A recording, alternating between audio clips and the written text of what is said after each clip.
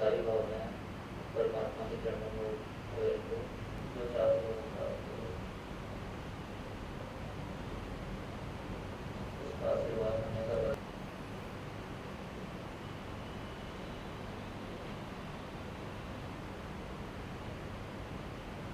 सत्य मन से आप जो मांगोगे वो मिलेगा, जो आपके लिए अच्छा होगा सब मिलेगा।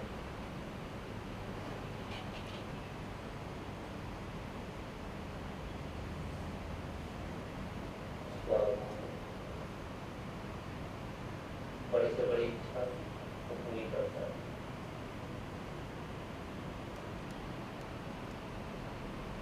बड़े से बड़ा आदमी उसी से बनता है। बड़े से बच्चे आप उसी से मांगो।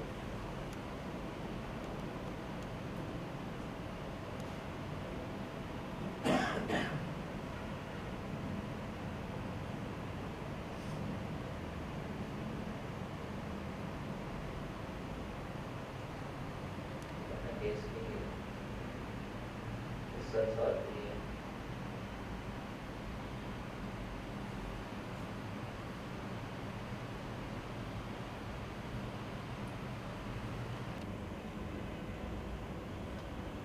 परमात्मा से प्रार्थना करो कि हम देने वाले बने, लेने वाले बने, हम उससे लें और लोगों को दें। हमारी जिंदगी उस परमात्मा के काम आए, उसके काम जारी हो गए हो, आप उससे जुड़ गए हो, आप प्रकाश में चले गए। अंतर प्रकाश, आत्मा की शांति, आत्मा की शक्ति को आप साक्षात महसूस कर सकते हो। ये आपकी जो आज आप महसूस कर रहे हो, अभी आप जुड़े हुए हो, आप प्रार्थना करो ताकि आप हमेशा जुड़े रहो। कोई ऐसा क्षण नहीं होना चाहिए जब आपसे अलग हो, आप उसी के रूप हो, उसी कारण से अपने मन में कि आप उससे हमेशा जुड़े रहोगे।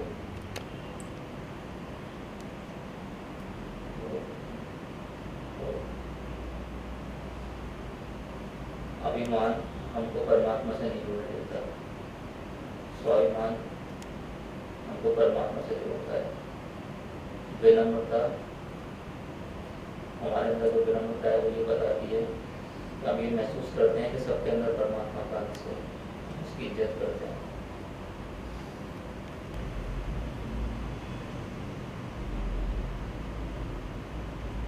जो शक्तिशाली होते हैं वो दूसरों पर दया करते हैं।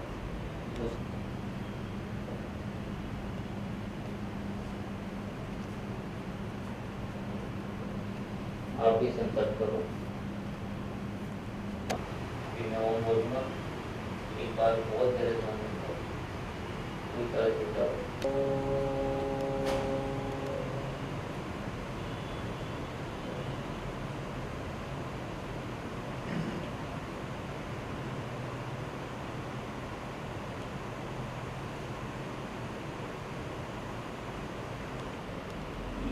तो आपके मुख्यांश को आप याद रखोगे और आपके आत्मा से बताया हुए करते चलोगे। और साहब आपको कुछ बातें बताएंगे तो डिस्कस करेंगे, उनको गौर से सुन के समझ के अपने जीवन में उतारो और दूसरों का भी मदद करो। अपने साथ साथ अपने देश को बदलने की कोशिश करो। एक आदमी भी सब कुछ बदल सकता है, उस परमात्मा को उसके साथ हो तो याद रखो, हमेशा जुड़ा रहो।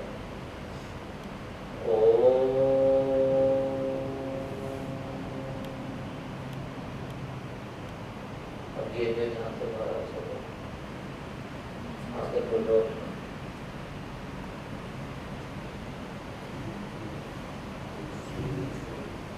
दोनों हाथ को आपस में रख के चेहरे पर लगा दो, एनर्जी को महसूस करो अपने अंदर।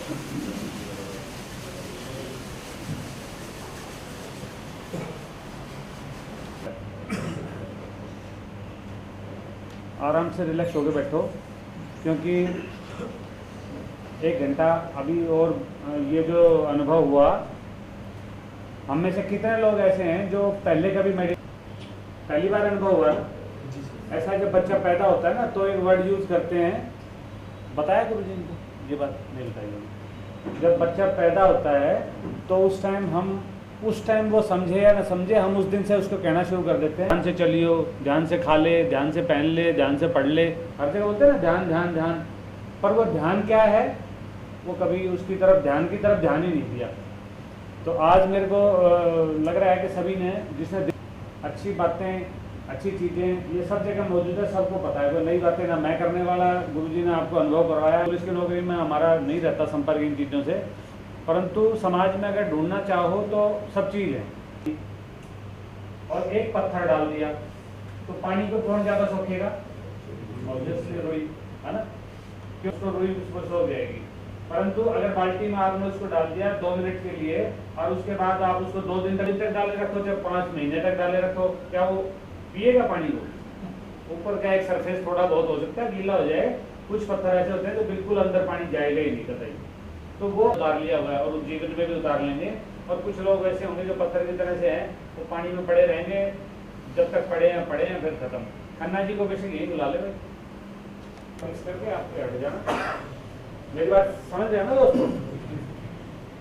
आज हम कोई सरकारी काम के लिए यहाँ पे नहीं बैठे हुए, कोई चर्चा पुलिस रोल की, फाइल डिस्पोजल की, वो कोई चर्चा नहीं करेंगे डायरेक्टली। हम सिर्फ आज इकट्ठे हुए हैं अपने और अपने परिवार के विकास के बारे में बात करने के लिए, बस। ठीक है ना? सब कहते हैं समाज सुधारो समाज सुधारो, मैं कहता हूँ कि समाज सुधारने की जरूरत नहीं है। क्यों? या कोई और कोई विधि है? पेड़ पौधों से या पत्थरों से तो नहीं बना ना समाज। समाज तो हमसे, मेरे से और आपसे ही मिलके बने हैं। मैं कह रहा पुराना जी जो बाहर बैठे हुए हैं तो यहाँ बुला देखो, खन्ना जी वो लैपटॉप चला रहे हैं। अच्छा चलो फिर ठीक है। जो 4 हफ्ते पहले शुरू किया ना, ये कैसे मिला, मैं आपको यही शुरू करता हूँ। आइडिया कहाँ से आया कि जिस दिन डीजी साहब आए थे कुछ दिन पहले, तो डीजी साहब जिस दिन आए तो आप में से कोई था यहाँ? चलो कोई नहीं था, मैं था। तो डीजी साहब आए तो डीजी साहब ने ये कहा, ये कहा कि अपने आपके साथ और मेरे साथ ईमानदार रहेंगे। वो ईमानदार ऐसे, जैसे मैंने अभी पूछा घर कितने लोग जाते हैं तो सोच विचार में पढ़ रहे हैं, ऐसा कुछ नहीं है। मैंने पहले कहा था प्रवचन वगैरह कुछ नहीं है, ना कोई सरकारी काम है, आपसी बातें करने के लिए इकट्ठे हुए हैं। अब एक बात बताएंगे, सभी हाथ खड़ा वो करेंगे जो वास्तव में दिल से पुलिस में भर्ती होना चाहते थे। एक होता है ना 10वीं बाद 11वीं 12वीं क्लास के बाद एक मन में बात आती है, छोटे बच्चे तो सब चाहते हैं मैं डॉक्टर बनूंगा, कोई आईएएस, कोई आईपीएस, कोई कुछ बनता है, जब नहीं समझ होती। पर 10वीं तक आते आते अपना कैलिबर पता चल जाता है कि मैं कितना योग्य हूँ, मेरे अंदर कितनी क्षमता है। तो सच बताएंगे कि कितने लोग ऐसे हैं हमारे में से जो दिल से चाहते थे कि मैं पुलिस में भर्ती होना चाहता था, ईमानदारी से। एक दूसरे की शक्लें देख के नहीं उठाएंगे। चलो ठीक है, कुछ परसेंटेज है आज जो ठीक ठाक है। पता है, अगर जो मैंने एनालिसिस किया है ना, आप भी करोगे, आप भी मानोगे इस बात को कि जो इसका जो कारण है ना, जो मुख्य कारण है, जो ये चोर का ठप्पा लगने का, उसका कारण, मुख्य कारण ये है कि हमारे में अभी भी देखो 25-30% उठा रहे होंगे, 40-31% ही होंगे कि दिल में इच्छा थी नहीं पुलिस में भर्ती होने की, और पुलिस में भर्ती हो गए, किसी भी कारण से हो गए, तो आउटपुट में फर्क आएगा।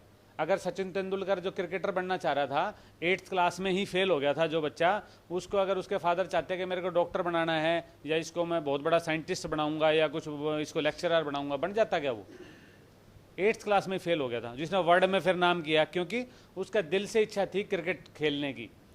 तो मैं हमेशा कहता हूँ, कोई भी काम करते हो, चाहे आप कोई स्पोर्ट्स करते हो, चाहे आप कोई बिजनेस करते हो, चाहे आप कोई सर्विस करते हो, मुख्य 3 ही कारण है दोस्तों।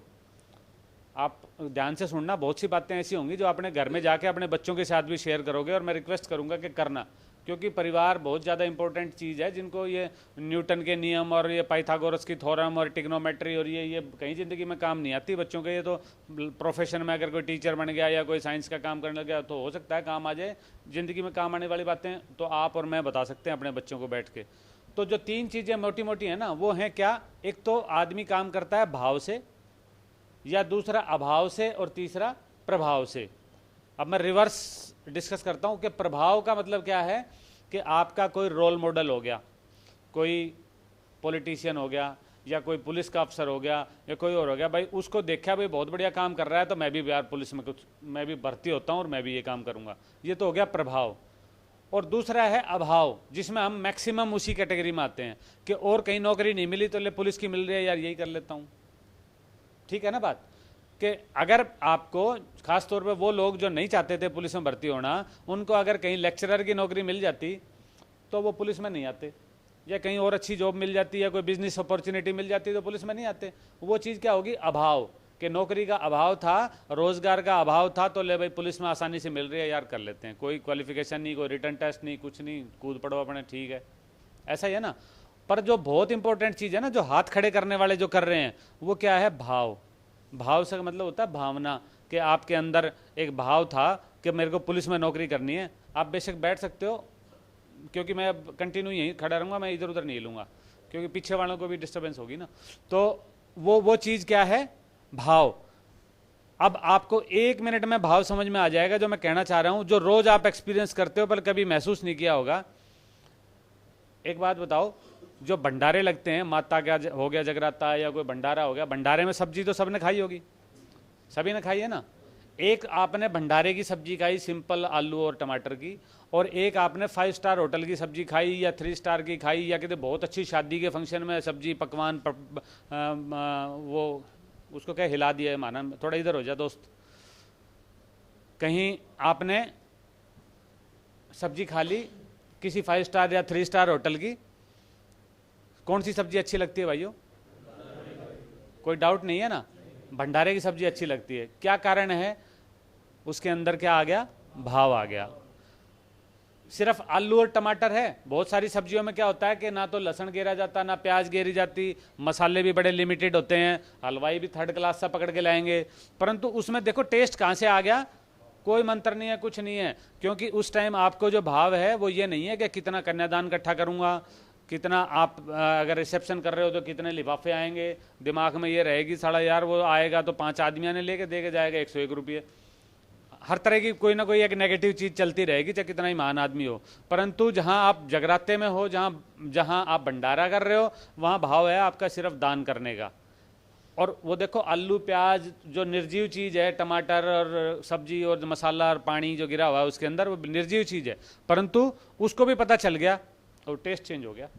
आप सभी कह रहे हो कि भंडारे की सब्जी अच्छी लगती है, तो वही चीज़ इसमें आ गई कि अगर आपके अंदर भाव नहीं है तो आपकी नौकरी में ना आप खुद सेटिस्फाई रहोगे, ना आपका जो आपसे मिलेगा वो सेटिस्फाई रहेगा। एक शब्द है ना पर्सनैलिटी, पर्सनैलिटी का शब्द का मतलब दोस्तों ये कतई ना समझा जाए कि मैं कैसा शक्ल दिखती है मेरी, कैसी मेरी कपड़े पहनने की सेंस है, कैसे मेरे बाल अच्छी कटिंग हो रही है, ये वो पर्सनैलिटी का मतलब ये कभी नहीं होता दिखता कैसा है। पर्सनैलिटी का मतलब है कि जो पर्सन आपके संपर्क में आया वो कैसा अनुभव करके गया।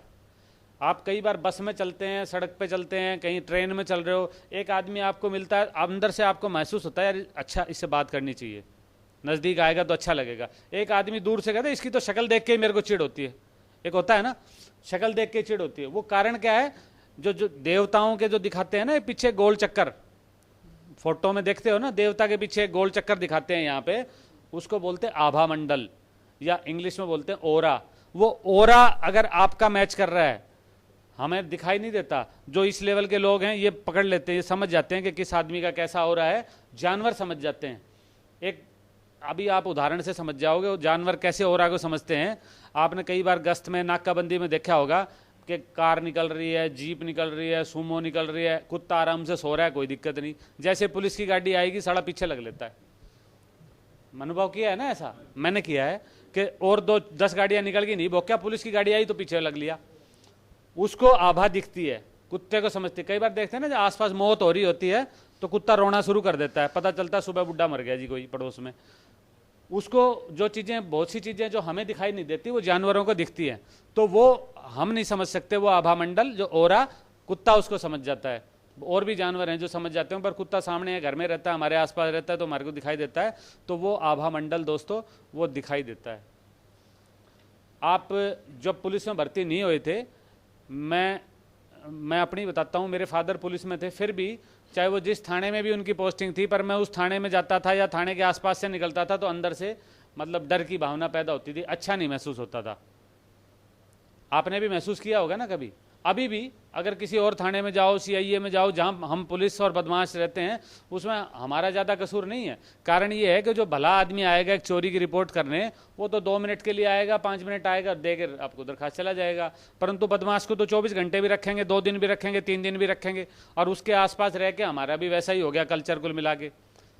मैं भर्ती होने से पहले मेरे फादर क्योंकि पुलिस में, तो मैंने एक स्कूटर पे पुलिस लिखवा रखा। मैं एक बार गया मिस्त्री की दुकान पे वो स्कूटर रिपेयर करवाने, तो एक मास्टर जी थे, वो बैठे थे, छोटे शहर में सब जानते हैं एक दूसरे को, तो वो मैं तो उनको जानता था, ये टीचर हैं, वो मेरे को नहीं जानते थे। तो मास्टर जी ने कहा, भाई पुलिस में कौन है भाई? तो मैंने कहा, जी मैं ही हूँ पुलिस में, भर्ती होने से 2 साल पहले। तो बोला, अच्छा कहाँ लग रहा है भाई? मैं झज्जर लग रहा हूँ, कांस्टेबल हूँ। कोई बात नहीं। थोड़ी देर में फिर कह रहे, यार मेरे को जच नहीं रही भाई, तू पुलिस में है। क्यों नहीं जच रही? कह रहे, तेरे चेहरे पे यार वो मनुष्यत सी नहीं है अभी। आप समझते हो? मतलब लोग निर्भीक होके, एक मास्टर मेरे से कह रहा है कि तेरे चेहरे पे यार वो मनुष्यत सी नहीं है। तो मनुष्यत सी क्यों नहीं है? क्योंकि अंदर से वो वास्तव में जब नहीं लगा हुआ था, अब वो मिला नहीं, पर अब मिलेगा तो कह देगा, हाँ भाई अब तू है भाई, आ गई मनुष्यत, आ गई है ना। हो सकता है और कुत्ते की तरह समझता हो, वो भी समझता हो कहीं ना कहीं। तो पर कहने का मतलब ये है कि लोग, मतलब ये जैसे आप जैसे परिवेश में रहोगे, जैसे आसपास माहौल में रहोगे, जैसे विचार होंगे, वैसे आपका परिवार, आपका शरीर और सब कुछ हो जाएगा। चलो अभी जो भर्ती हो गए, चाहे बिना विलिंग के भर्ती हुए, अब ईमानदारी से बताएंगे कि कितने लोग ऐसे हैं जो हमारे में पुलिस में भर्ती होने पे गर्व महसूस करते हैं।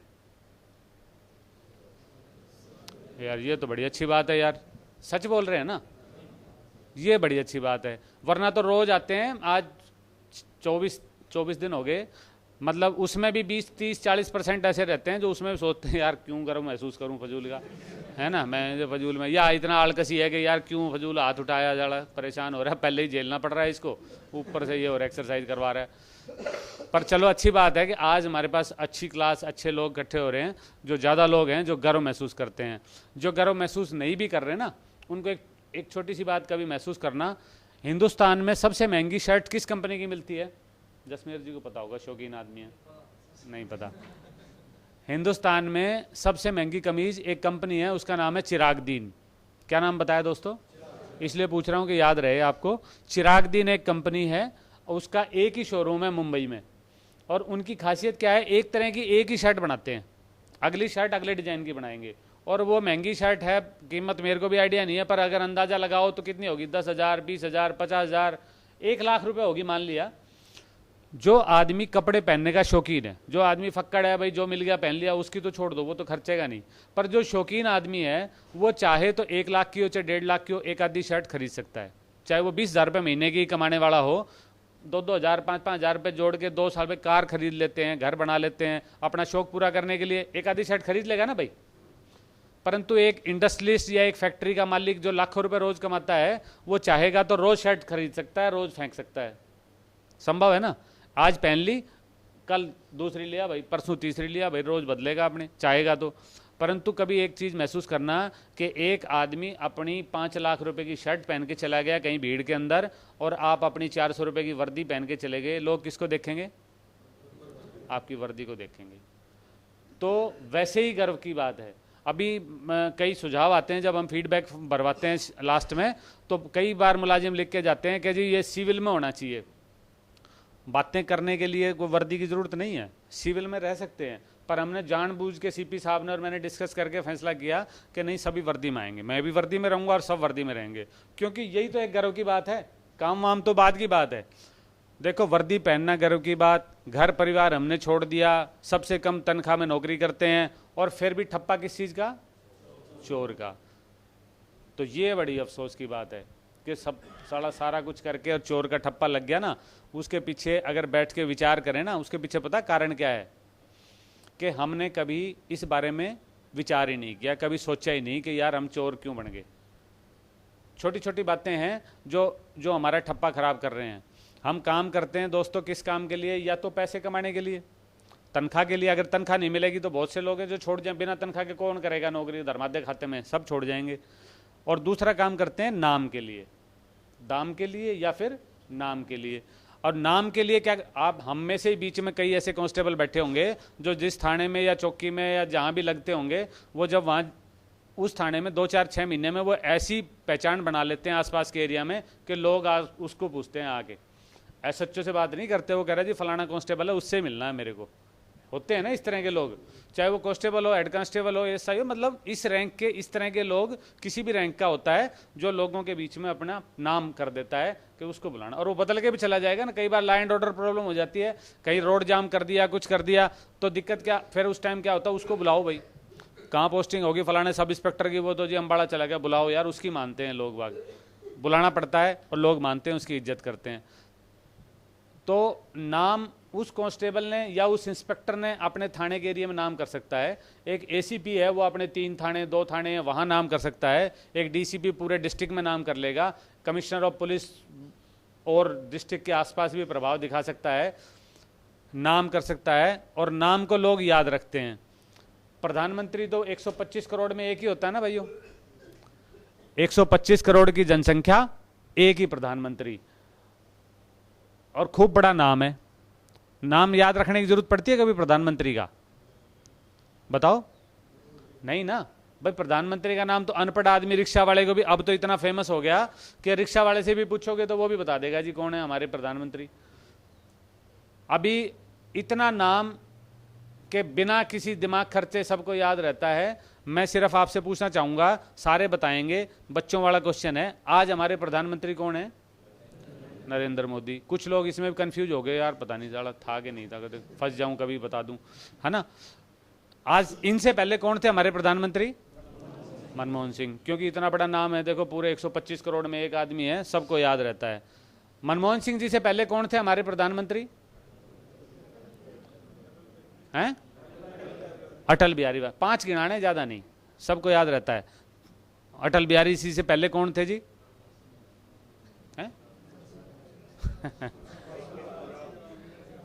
यही तो मैं पूछना चाह रहा था ना। मैं दोस्तों, मैं यही कहना चाह रहा था कि पता, बहुत बड़ा नाम था। प्रधानमंत्री पूरे देश का एक ही होता है, परंतु 15 साल के बाद कोई आई के गुजराल बता रहा है, कोई देवगौड़ा बताएगा, कोई वाजपेयी बताएगा, कोई बताएगा, कोई नहीं याद रखता। परंतु एक जादू का मंत्र ऐसा है, जो वो मंत्र आप अप्लाई कर दो जिंदगी में, आपको प्रधानमंत्री का नाम भूल जाएंगे, आपका नाम नहीं भूल सकता कोई भी आदमी। वो मंत्र कभी सोचा है? वो सबको नहीं बताता, तुम मेरे खास आदमी हो इसलिए तुम्हारे को बता रहा हूं, ठीक है। वो मंत्र है, एक शब्द है दया। दया का उल्टा क्या होता है? याद।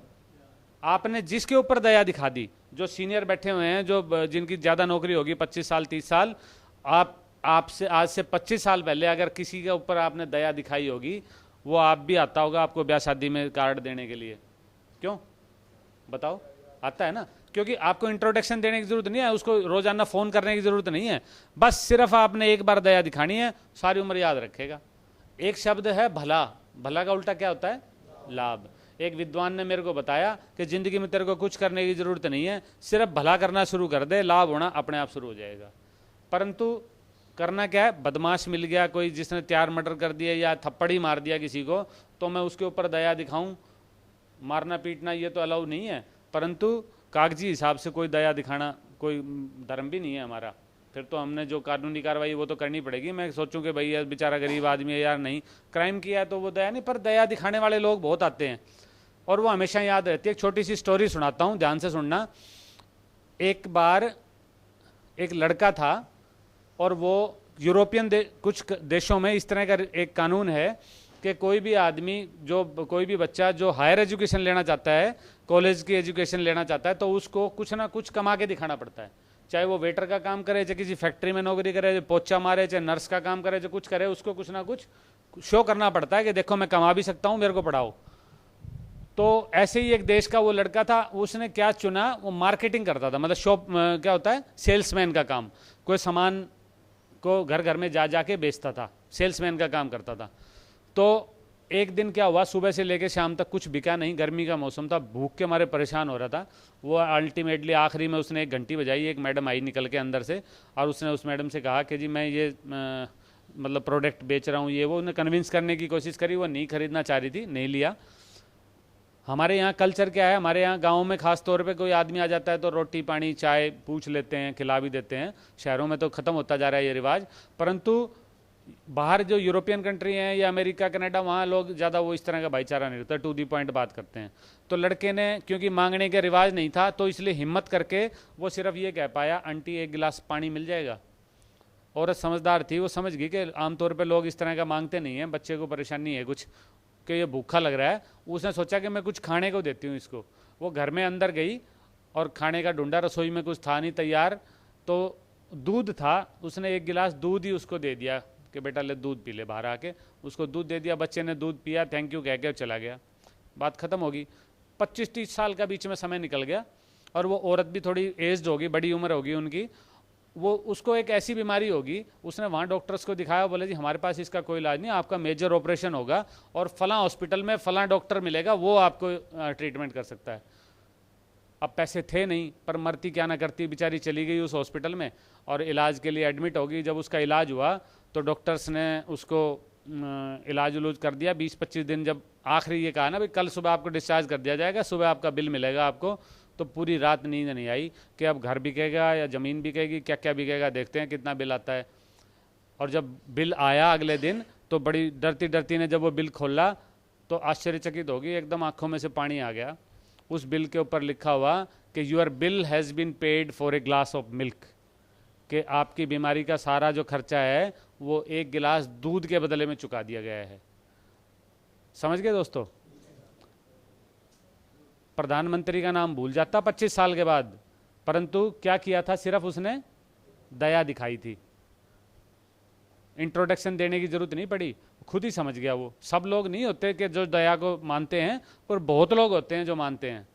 तो आपको अगर नाम करना है, देखो दाम वाली जहाँ तक बात है, आपकी इच्छाएं पूरी करे ना करे, सरकार में अगर भर्ती हो गया, आप जिस भी रैंक पे आगे, आपकी ज़रूरतें मरोगे तब तक पूरा करेगी सरकार। मरने के बाद भी आपकी वाइफ को देगी खर्चा आपके, वो उनके मरने तक, परंतु इच्छाएं तो भगवान भी पूरी नहीं कर सकता किसी की। हमारे में बीच में एक्स सर्विसमैन भी बैठे होंगे कुछ भाई, कौन कौन है एक्स सर्विसमैन? सबसे आगे बैठे, हमेशा आगे ही बैठते हैं एक आदमी जरूर, बड़ी अच्छी बात है।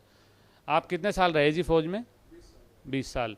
ईमानदारी से बताना 20 साल में कितनी करप्शन के मौके मिले आपको? मौके नहीं मिलता ना। आप फौजी, आप भी सब जानते होंगे, घर में होंगे, रिश्तेदारी में होंगे, आसपास होंगे, फौजी आदमी ये तो चलो दोबारा से लग गए, मतलब री एम्प्लॉयमेंट होगी तो थोड़ा सा चलो एक एक्स्ट्रा बेनिफिट हो गया, पर ज़्यादातर नहीं लग पाते। ज़्यादातर फौजी रिटायर हो गए घर पे रहते हैं, खेती करते हैं या अपना काम करते हैं कुछ ना कुछ। और किसी फौजी को देखा है आपने कि वो घर नहीं बना पाया, झोपड़ी में रह रहा हो, या बच्चे नहीं पढ़ा पाया, उसके बच्चे घूम रहे हो ऐसे, या शादी नहीं कर पाया, सड़क पर घूम रहे बालक ऐसे बेकार, देखा कोई नहीं? कारण क्या है? ज़रूरतें तो सरकार ने पूरी करी थी इनकी, परंतु इच्छाएं अगर ये कर देंगे मेरे को तो BMW लेनी है और ऑडी लेनी है, तो फिर तो कुदरत ही पूरी कर सकती है, ज़रूरत सरकार पूरी नहीं कर सकती। समझ रहे हो ना? तो अगर हम भी कंपैरिजन करें औरों से, बहुत सारे ऐसे डिपार्टमेंट हैं जहां चांस ही नहीं मिलता। जरूरी नहीं है वो ईमानदार हो, पर क्योंकि मौका ही नहीं मिलता, और शुरू में 1-2 साल करके फिर उनका माइंड सेट हो जाता है, फिर उनके लिए ज़िंदगी बहुत आसान हो जाती है। बहुत सारी चीज़ें होती हैं दोस्तों जो बहुत आसान होती हैं, समझ रहे हो ना? पर हमने क्या लगवा लिया, ठप्पा चोर का। उसके पीछे ऐसा नहीं है, बहुत से लोग, अब मेरे पास यहाँ में बैठा रहता हूँ ना, तो सुबह आप 200-300 आदमियों की रोज़ की एवरेज है, 200 आदमी कम से कम रोज़ मिलते हैं सुबह से शाम तक। कई बार फुर्सत में कई लोग होते हैं या बातून होते हैं, उनसे बात करो, पुलिस को गालियाँ बकते हैं बैठ के। मैं उससे पूछूं भाई तू कभी पुलिस से मिला, तू थाने में गया हो, या पुलिस तेरे पास आई हो, या कभी ट्रैफिक वालों से कभी रोड पे मुलाकात होगी हो, तो कह ना जी। फिर तू क्यों गाली बक रहा है? कह रहे जी सारे बक रहे हैं, मैं भी बक रहा हूँ। देखो अजीब रिवाज हो गया है ना, क्योंकि आम धारणा बन गई, सब बक रहे हैं तो मैं भी बक रहा हूँ जी। वो धारणा पता कैसे बनती है? अभी मैं टाइम्स ऑफ इंडिया में एक दिन पढ़ रहा था कि वो राइटर है ना, वो लिखता है कि जी मैं गया सिंगापुर, एयरपोर्ट पे उतरा, और उतरते ही मैंने टैक्सी वाले से कहा भाई फलां होटल में छोड़ दे मेरे को तू। उसने कहा जी $90 लगेंगे। मैंने कहा भाई चल बैठ ले, बैठ लिया। बैठा तो अंदर लगा हुआ था मीटर, तो मैंने कहा यार मीटर ऑन कर ले, क्योंकि हम तो अंदर से दूसरी प्रवृत्ति है ना कि साला कभी ये ठगी कर रहा हो, मीटर चला ले भाई। मीटर ऑन हो गया। जब होटल पे गए तो वहाँ निकल गए $110। तो वो कह रहा है, मैं सोच रहा है यार ये तो फंस गया भाई, वैसे ही $20 का फजूल में बेईमानी के चक्कर में करवा लिया ना नुकसान। पहले तो 90 में ही लेके आ रहा था, अब 110 देने पड़ेंगे। तो बोला मैंने उसको जब 110 देने चाहे तो वो ड्राइवर बोला नहीं सर आप 90 ही दो। भाई 90 की, इसमें तो 110 आ गए। बोला जी यहाँ तक का $90 किराया बनता है, मैं एक कट भूल गया था और मैं सीधा निकल गया और मैं 9-10 किलोमीटर का चक्कर मार के आया हूँ, वो गलती आपकी नहीं है, वो गलती मेरी है, मैं बियर करूँगा, मैं भुगतूंगा, आप $90 दो। तो वो आदमी जो एक उसमें एक लेख लिख रहा है टाइम्स ऑफ इंडिया में, पढ़ा लिखा आदमी है, वो लिखता है कि एक आदमी ने पूरे देश की इमेज बना दी मेरे दिमाग में कि भाई देखो कितने अच्छे लोग हैं सिंगापुर के, है ना। मतलब एक आदमी से पूरे देश की इमेज होगी। तो ये जो इस तरह के है ना, जो कभी पुलिस के संपर्क में नहीं आया, अब वो हर घर में नहीं मिला जा जाके, बेईमान भी होंगे लोग, ऐसा नहीं है कि सारे ईमानदार होंगे, परंतु एक आदमी मिला उसी से इमेज होगी तैयार। तो हमसे नहीं मिलता, जो आदमी आपसे मिला और वो एक अच्छा मैसेज लेके गया वो 50 जगह बताता है। हमें ऐसा नहीं है कि हमें इलेक्शन लड़ना है कुछ नहीं, परंतु आपके जो सबकॉन्शियस माइंड है ना, एक होता है चेतन मन, एक अवचेतन मन। हमारे सबकॉन्शियस माइंड में वो चीज़ स्टोर होती जाती है। जो वो कहते हैं ना यमराज के पास एक वो है चित्रगुप्त है जी, वो सारा हिसाब किताब रखता है सबका क्या क्या, वो नहीं है, वो हमारे अंदर ही है वो सब हिसाब किताब। जब भी हम चलेंगे तो वो सब चीज़ ब्रॉड फॉरवर्ड होके साथ चली जाएगी। हम यहाँ पैदा हुए हैं, कभी धन्यवाद करना चाहिए सुबह उठते ही कि हम हरियाणा में पैदा हो गए और अच्छी नौकरी मिल गई, शादी भी होगी, बच्चे भी हो गए, परिवार भी है, सुखी हैं कुल मिला के। वरना तो अगर हम ही किसी ऐसी स्टेट में पैदा हो जाते जहाँ खाने के लिए दाने नहीं है, पढ़ने के लिए स्कूल नहीं है, कहीं बहुत से इस तरह कहीं नक्सलवाद है, कहीं और है, कोई है ही नहीं, इंफ्रास्ट्रक्चर ही नहीं है, हो सकते थे ना पैदा, वो तो हमारी चॉइस है नहीं। अभी बाबूजी क्या है, वो पास्ट लाइफ रिग्रेशन करवाते हैं आपको, पिछले जन्म में ले जाके आप पिछले जन्म में क्या थे, वो इस तरह की क्षमताएं हैं मनमोहन जी के पास। तो अभी कल परसों मेरे को कोई बता रहा था कि जी मेरा करा, तो मेरे को पता चला कि मैं तो पिछले जन्म में ऑस्ट्रेलिया में था और जो मेरे अभी माँ बाप हैं वही मेरे माँ बाप थे ऑस्ट्रेलिया में। पानी से बहुत डर लगता था, बोला जी मैं पानी, फिर पता चला कि पानी में डूब के मरा था, तो इसलिए मेरा वो पानी का डर था, मैं चला हुआ आ रहा था। तो अब तो पुनर्जन्म जो है वो साइंस ने भी सिद्ध कर दिया है, ये तो चलो आध्यात्मिक बात है, विज्ञान ने भी सिद्ध कर दिया कि पुनर्जन्म होता है। तो पुनर्जन्म होता है तो कोई ना कहीं से हम अपना पिछला कुछ ना कुछ संस्कार लेके आते हैं। और बड़े फॉर्चुनेट हैं, आप भी गर्व महसूस करते हो कि हम पुलिस की नौकरी में लग गए।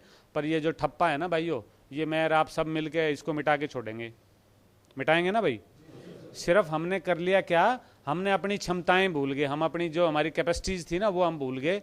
एक बार क्या एक्सपेरिमेंट किया गया, मुर्गी के कुछ अंडे लेके उनके बीच में एक बाज का अंडा उठा के रख दिया, ठीक है। मुर्गी ने अंडे से उनमें थोड़े दिन में चूजे निकल गए, बाज का भी एक चूजा निकल गया।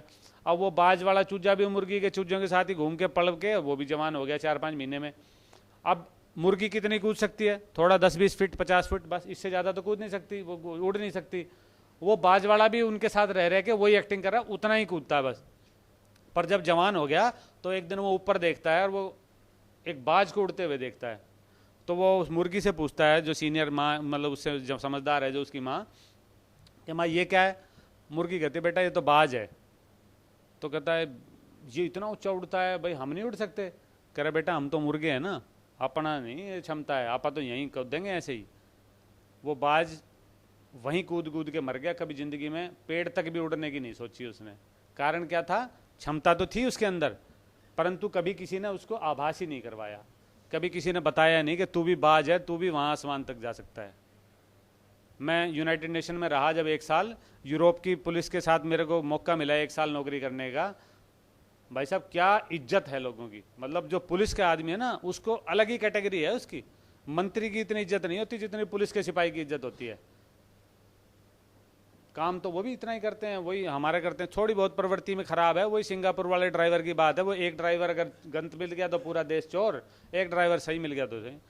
मैं यहाँ इमिग्रेशन में रहा था जब इंटरनेशनल एयरपोर्ट पे 2 साल में इमिग्रेशन में रहा, तो वहाँ क्या करते थे, हर 2-3 महीने बाद हमारे को एक ऐसी अच्छे व्यवहार की ट्रेनिंग के लिए लेके जाते थे कहीं ना कहीं, कभी 3 स्टार होटल में, कभी 5 स्टार होटल में। एक सुबह से शाम तक 1 दिन की वर्कशॉप होती थी। बड़े अच्छे वो आते थे वहाँ, मोटिवेटर जो होते हैं बताते हैं। परंतु आपको बता दूं, पूरा दिन पढ़ के भी हमारे साथी जो थे, जिसको नहीं बदलना, जो है ही पत्थर, जो उसमें मिट्टी में गिरे रखो, जिसने सुधरना ही नहीं है, वो तब भी नहीं सुधरते थे।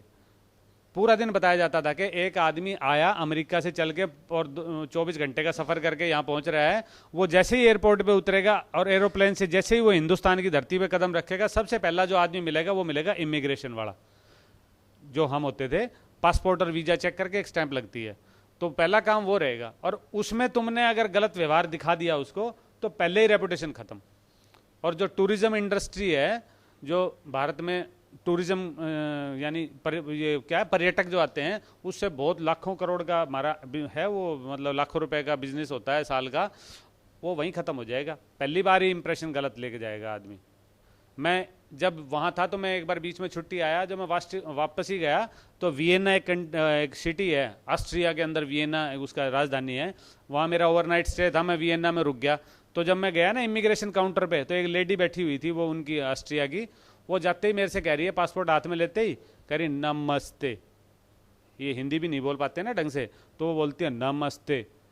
मेरे रोंगटे खड़े हो गए, मैं देखो हिंदी बोल रही है यार, देखो हमारी भाषा, चाहे वो बोल रही है नमस्ते ही, और कुछ नहीं आता था उसको नमस्ते के अलावा। परंतु मेरे आज तक याद है, देखो 15 साल हो गए उन बातों को, 2002 की बात है, परंतु मेरे आज तक याद है कि एक हिंदी बोली थी उसने, एक लफ्ज़ वहाँ पे इंप्रेशन दे दिया ना एक, कि यार देख कितने बढ़िया लोग हैं, एक बोल के ही तो कुछ क्या, और कुछ नहीं है, लोगों से लेना देना कुछ नहीं होता। तो सिर्फ दोस्तों, हम अगर मुर्गे बने रहे ना, तो मुर्गे ही बने रहेंगे, बाज बन ही नहीं पाएंगे कभी भी ज़िंदगी में।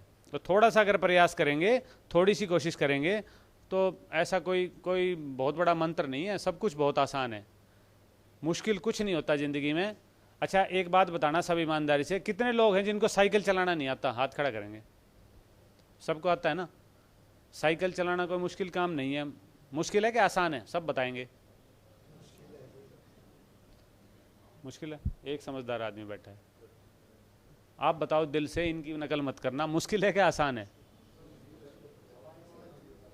देखो ऐसा है, मैं बताता हूँ, जो आप कह रहे हो वो भी सही है, मैं जो कहलवाना चाह रहा हूँ वो भी सही है। साइकिल चलाना कोई मुश्किल काम नहीं है, अनपढ़ आदमी भी चला लेगा, पढ़ा लिखा भी चला लेगा, सब कोई चला लेगा। परंतु जिसको नहीं आती, कोई बहुत बड़ा साइंटिस्ट है, चाहे वो हार्ट्स का डॉक्टर त्रेहान है, चाहे कोई और बहुत बड़ा कितना भी लेक्चरर है, कोई ज्ञानी आदमी है, परंतु पायलट है, कुछ भी है, और उसको साइकिल चलानी नहीं आती, उसको साइकिल दे दो आप। उसके लिए मुश्किल है कि आसान है? मुश्किल है ना?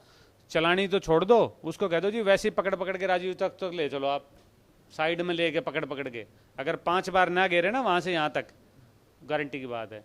आपने जब साइकिल सीखी थी तो क्या दुर्गति हुई थी, याद ध्यान है ना?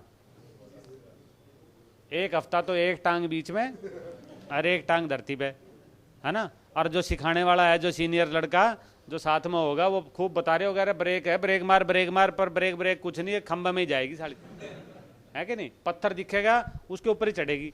और खूब ध्यान से चला रहे हो, उस टाइम पूरी कंसंट्रेशन रहती है, खूब ध्यान से चलाते हो। ऐसा नहीं होता कि ध्यान कहीं और है, यार ये चल गई लग गई मैं क्या करूं, खूब ध्यान है। परंतु वो ध्यान क्या है? हमारा जो कॉन्शियस माइंड है ना, जो चेतन मन, वो चेतन मन जो जाग के कर रहे हैं, मैं बोल रहा हूँ, आप सुन रहे हो, नहाते हैं, धोते हैं, चलते फिरते हैं, लिखते पढ़ते हैं, ये सब चेतन मन कर रहा है। ये ज़िंदगी का सिर्फ 1% काम करता है, 99% काम आपका अवचेतन मन कर रहा है। जब छोटा बच्चा होता है, खूब ध्यान से लिखता है ना, कै कबूतर, तो कितनी देर में एक कै बनाता है, ध्यान से लिख रहा है। आप कभी सोचते नहीं हो ना, कुछ लिखना होता है तो ऐसे ही आप जो दिमाग में आता जाता है लिखते जाते हो, या लिखते हो भाई अब कैल बनाना है, अब चे बनाना है, टे बनाना है, नहीं करते ना ऐसा काम। क्यों? क्योंकि आपने वो एक बार प्रैक्टिस करी, 2 बार करी, 10 बार करी, कर करके आपके सबकॉन्शियस माइंड में बैठ गया, उसके बाद आसान हो गया। साइकिल जब सीखी थी तो एक हफ्ता तो कैंची, फिर हफ्ता भर डंडा, गद्दी पे बैठने के लिए नई बात बनी थी, 5-7 दिन तो मैं अपनी बता रहा हूँ। उसके बाद गद्दी पे बैठ के फिर जब ट्रेंड हो गए फिर आसान हो गया बस। क्यों? आपके सबकॉन्शियस माइंड पर। साइकिल चलाना कोई छोटा मोटा काम नहीं है, 2 पहियों के ऊपर बैलेंस बनाना कोई बड़ी छोटा काम नहीं है। परंतु आपने एक बार प्रैक्टिस, निरंतर लगे रहे। ऐसा नहीं है एक दिन गोड्डे फूट गए या एक दिन कपड़े फट गए और माँ ने पीट दिया या बापू ने थप्पड़ मार दिया तो छोड़ दी, जब दाव बैठेगा तभी साइकिल लेके बाहर। वो जो कंटिन्यूटी थी ना, वो जो निरंतरता थी, वो लगी रही तो आपके लिए आज बहुत आसान हो गया। तो कोई भी काम अगर आप सोचते हो कि मेरे को चोर वाला ठप्पा हटाना, बहुत आसान है। सिर्फ क्या कर दो, सिर्फ अपना नाम भी होगा और ये ठप्पा भी हट जाएगा, दया दिखानी शुरू कर दो बस। मुश्किल कुछ नहीं है। आज एक सोच लिया कि सुबह से शाम तक एक पे दया दिखानी है, बस, ज़्यादा नहीं। एक पे 2 दिन 4 दिन एक एक दिखाओगे तो फिर 4 दिन बाद आप 2 पे भी दिखाओगे और 10 पे भी दिखाओगे, और फिर आपके लिए बहुत आसान हो जाएगा। एक दिन हो सकता है प्रयास करना पड़े, यार मैं क्यों उल्टा मीठा बोलूँ, मैं तो पुलिस में हूँ, मेरा तो काम है सड़ा डोरा दिखाने का और गाड़ियाँ पकड़ने का और उल्टा बोलने का। गाड़ी पकड़ने का जितना बड़ा नुकसान हम अपने ऊपर करते हैं ना दोस्तों, उससे ज़्यादा नुकसान किसी पे नहीं होता। अभी मैं साइंटिफिक तरीके से प्रूव कर दूंगा और आप सारे सहमत हो जाओगे कि गाड़ी पकड़ने से मैं अपनी जीवन खराब कर रहा हूँ सबसे पहले। और मैं आपको सच्ची घटना बता रहा हूँ, जो कंप्यूटर यूज़ करते हैं वो आप देख लेना, एक डॉक्टर फैमिली है जापान के अंदर, उनका नाम है मोसेरो इमोटो।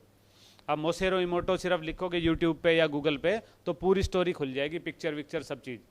मोसेरो इमोटो एक डॉक्टर फैमिली है, वो करते क्या है, खानदानी है, सैकड़ों सालों से लोगों का इलाज करते हैं सिर्फ पानी पिला के। पेशेंट आया, पेट में दर्द है, पानी का गिलास लेंगे, कुछ मंत्र बोलेंगे और पानी का गिलास पिला देंगे और वो बंदा ठीक हो जाता है। तो अब 10-20 साल पहले जब साइंस ने तरक्की करी तो उनके दिमाग में विचार आया कि हम लोगों का बेवकूफ़ तो नहीं बना रहे भाई, वास्तव में इससे कुछ इलाज हो रहा है। या जापानी लोग ऑनेस्ट होते हैं, जो संपर्क में रहते होंगे वो बहुत ऑनेस्ट होते हैं, बेईमान नहीं होते बिल्कुल भी हमारी तरह से। तो उन्होंने प्लान बनाया कि हम लोगों को सच में इलाज हो रहा है या बेवकूफ़ बना रहे हैं, तो ये जांच करो। तो उन्होंने एक साइंटिस्ट बुला लिया कि यार देखो, हमने ये पानी को मंत्र पढ़ा, पानी को पिलाया और बंदे के 5 मिनट बाद पेट का दर्द ठीक हो गया। तो साइंटिस्ट बोले भाई मेरे को दो, मैं ये पानी देखता हूँ इसमें क्या परिवर्तन आता है इस तरह का। जब वो उसको लेबोरेटरी में ले गया तो केमिकल फॉर्मेशन बिल्कुल वही थी। केमिस्ट्री के हिसाब से उसका फार्मूला क्या होता है, H2O, 2 part hydrogen 1 part oxygen और पानी बन गया। जब उसने केमिकल देखा तो उसमें कोई परिवर्तन नहीं है, मंत्रों से यूं का यूं है। पर जब उसने माइक्रोस्कोप के नीचे उसकी स्लाइड बना के या जैसे भी उसने माइक्रोस्कोप के लिए नीचे जब देखी ना उसकी इमेज, तो जो हाइड्रोजन ऑक्सीजन वाली बॉन्डिंग जो होनी चाहिए उसकी बजाय उसकी शेप, जो एटम की शेप, मॉलिक्यूल की जो शेप थी वो ऐसी थी जो हीरे जड़े और गहने जड़ा हुआ कोई एक ऐसा गहना रखा हो, इतनी सुंदर शेप, जैसे कोई ऑर्नामेंट हो, बहुत अच्छी सिमेट्रिकल शेप में था। तो साइंटिस्ट कूद के पड़ा, साला ये पानी में ऐसी शेप कैसे बन सकती है इतनी सुंदर। तो उसने कहा भाई पानी चेंज करो, कोई जोड़ का पानी, तो नदी का पानी, तो समुद्र का पानी, तो जिस पानी को वो मंत्र पढ़े वो पढ़ के वहाँ देखे वही सुंदर शेप आई। फिर रिसर्च और आगे बढ़ी कि उल्टा बोल के देखते हैं अब की बार, जो पानी पड़ा उसको गालियाँ बक के उल्टा बोल के जब देखा तो आश्चर्य की बात ये थी कि पानी की शेप बिल्कुल चेंज होगी, गंदी शेप बन गई, टेढ़ी मेढ़ी, अनसिमेट्रिकल, जिसका कोई सही आकार नहीं था, जो सुंदर दिखाई नहीं दे रही थी। सिद्ध क्या करती है ये बात कि गंदा बोलने से पानी की शेप में परिवर्तन आता है। हमारे शरीर में कितने % पानी है दोस्तों? 70%। 70% हमारी बॉडी में पानी है। हमारे दिमाग में कितने % पानी है? लगभग 90%, 90% पानी। तो अगर मैं कुछ उल्टा बोलता हूँ तो सबसे पहले तो मैं सुन रहा हूँ ना, मेरे बॉडी सबसे नज़दीक है, दूसरा तो चाहे 2 फुट दूर हो मेरे से तो दूर ही होगा। तो सबसे पहले तो मैंने अपने बॉडी में जो 70% पानी है, अगर आपका 80 किलो वजन है तो 56 किलो वजन आपने अपना ही खराब कर लिया। इसीलिए आप देखना पुलिस वाले रिटायरमेंट के बाद ज़्यादा दिन नहीं पकड़ते, जो रहते हैं ना एक्टिव पुलिसिंग में, और जो इस तरह की जो असली मजबूत पुलिस है जो लठमार, वो ज़्यादा दिन नहीं पकड़ते। आपको फौजी या और दूसरे प्रोफेशन वाले मिल जाएंगे 80, 85, 90 साल के, परंतु पुलिस वाले मिलेंगे पर वो जो बहुत ही ठीक ठाक रहा अपने जीवन में वही मिलेगा। उसके पीछे कारण यही है कि हम उल्टा बोल बोल के हम सोचते हैं थोड़ी देर के लिए सेटिस्फाई हो गए। ब्लड प्रेशर तो फ्लक्चुएट करता ही है। आप गुस्से में ही बोल सकते हो किसी से, प्यार में कभी गाली नहीं निकलेगी आपसे, बक सकते हो। प्यार में किसी को धमका सकते हो, छोटी छोटे पोस्चर्स हैं। आप देखो किसी को धमकाओगे, ऐसे धमकाओगे, कभी ऐसे करके धमका के देख लेना अपने बच्चों को, या कभी गुस्सा आ रहा हो, कभी कुछ आ रहा है ना, किसी को धमकाना हो, मियाँ बीबी के अगर झगड़ा हो रहा है, सिर्फ ऐसे करके धमका के देखो, बंद हो जाएगी, वहीं आवाज़ बंद हो जाएगी, धमकी आनी बंद हो जाएगी। अगर हाथ जोड़ लिए, कितना भी गुस्सा हो और हाथ जोड़ के बैठ जाओ आप, या हाथ जोड़ के आप गाली बक के देख लेना, कभी नहीं बक पाओगे। शक हो रहा है? ये तो रोज ही करते होगे, कर लेना प्रयास हैं, कभी कर लेना प्रयास कि हाथ जोड़ के आपको गाली आपको निकलेगी ही नहीं, सिर्फ एक फिजिकल फॉर्मेशन है। तो मेरा कहने का मतलब ये था कि छोटा सा काम कि भाई उल्टा बोल के यार मैं अपने शरीर का नुकसान क्यों करूं, रेपुटेशन का भी नुकसान हो रहा है और शरीर का भी नुकसान हो रहा है, तो ना करें, क्या फ़ायदा है ना। ये जो 1-2 घंटा आपका ख़राब किया जा रहा है सिर्फ यही आदान प्रदान के लिए कि ज़िंदगी में बहुत कुछ मिलता है, परंतु सिर्फ धैर्य से लगे रहो, कंसिस्टेंटली लगे रहो, निरंतरता बहुत ज़रूरी है। निरंतरता बहुत आवश्यक है। एक कछुए और खरगोश की कहानी सबने सुनी होगी। क्या मैसेज देती है कछुए खरगोश की कहानी? बहुत बढ़िया, सिंपल इंटेलिजेंट लोग बैठे हुए हैं। Slow and steady wins the race, के करत करत अभ्यास के जड़मती होत सुजान, कि जैसे जैसे कोई भी काम आप कंसिस्टेंटली, साइकिल सीखनी शुरू करी, कंटिन्यूसली करी, आप सीख गए। अगर एक बार गोड्डा फोड़ते ही घर में बैठ जाते तो कभी नहीं सीख पाते, जिंदगी में नहीं सीख पाते। तो थोड़ा थोड़ा प्रयास किया, आप सीख गए। तो कछुए और खरगोश की कहानी कहती है करत करत अभ्यास, यानी slow and steady wins the race. ज़्यादातर बच्चे स्कूल में पढ़ते होंगे, अभी जो मेरी उम्र के हैं या मेरे से छोटे हैं सारे। एक कछुए खरगोश की कहानी मैं जिस अंदाज से आपको सुना रहा हूँ ना, मैं रिक्वेस्ट करूँगा अपने बच्चों को जरूर सुनाना प्लीज़। कछुए खरगोश की कहानी जो है ना, पंचतंत्र की कहानियों में से है, पता है ना? पंचतंत्र की कहानियाँ थी, उनमें से है। और ये लिखी थी किसने, ये भी पता होगा किसी एक को? विष्णु शर्मा नाम के एक पंडित थे, विष्णु शर्मा नाम के एक विद्वान थे, उन्होंने लिखी थी। और क्यों लिखी थी? उस टाइम में एक राजा थे, उनके 4 बेटे थे, वो पढ़ते नहीं थे, निखट्टू थे, वो पढ़ते नहीं थे। जितने भी उस टाइम के राजा के बेटे के कोई सुविधा की कमी होती नहीं, जो बेस्ट टीचर था, जो गुरु था, जो भी, वो सबको बुला बुला के प्रयास कर लिया, पर वो नहीं, टस से मस हुए, पढ़े ही नहीं।